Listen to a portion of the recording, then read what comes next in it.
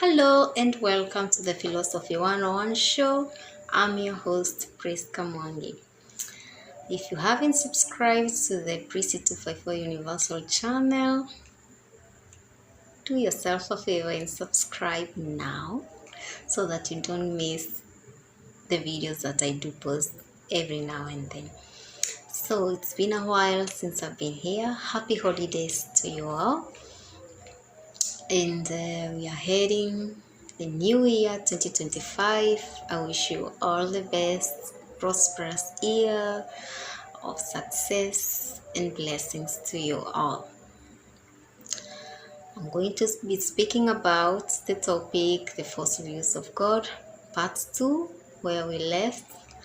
And so, viewing God is one of the strict perfection. The Bible clearly teaches that God is perfect. This view is not about this, but believes that God requires perfection in His children. Contrary to this view, the Bible teaches that God gave an ultimate expression of His love for people at a time when they were mired in sin. I say all that to say, if we think we have to achieve personal perfection, we are in bad shape, in a very bad shape. It will either lead to guilt or misery, or we may cheapen the standards of perfection and wrongly think that we have reached it, and that is acting on ego, which either leads to guilt or proud, arrogance, which are both destructive. We fail to appreciate that God is at work in His people to bring us closer to perfection, even though perfection is not achieved in this lifetime. Another thing, many hold a view of God that it might think is lofty and inspiring, but once the veneer is stripped away, it is quite unbiblical. I mean, this is the idea that the God behind our vast and deep universe could not possibly be interested in the toils and troubles of 7 billion people. So they say God has bigger things to do or concern Himself with than XYZ. So, of course, this does not prove that God is incapable of such care. It is just that the view is way too limiting and certainly is not the biblical view of God. Consider how wrong our views of God would be if we formed them by watching television and movies or by reading works of fiction. There are at least 3 ways that this can influence people who hold a second view of God. And the first stems from the writers that ignore God and religious beliefs. And they portray life with strong characters and thrilling plot lines.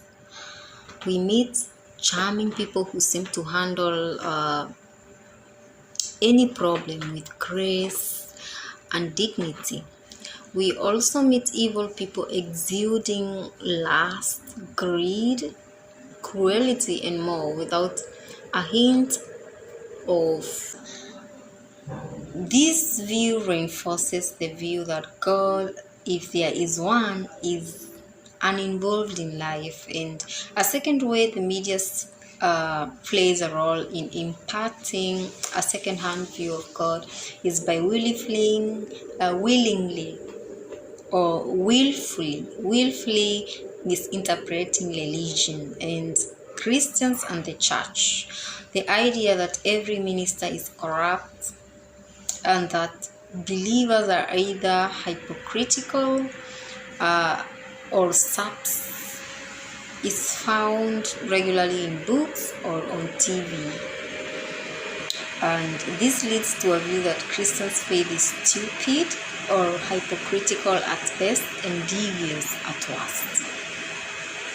So, the third one is books, films, and TV can corrupt a view of God by portraying faith as centering on the outcomes of chance. Because the other gets a play and the role of God in the composition, circumstances are sometimes manipulated to be mysterious, outrageous, or unjust. And it leaves the audience seeing life a simple twist of fate rather than something God has a role in. So,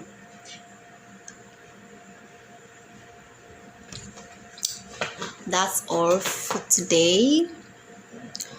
I have completed the episode of the fourth view of God. So until next time, see you next year. Happy holidays and a prosperous 2025.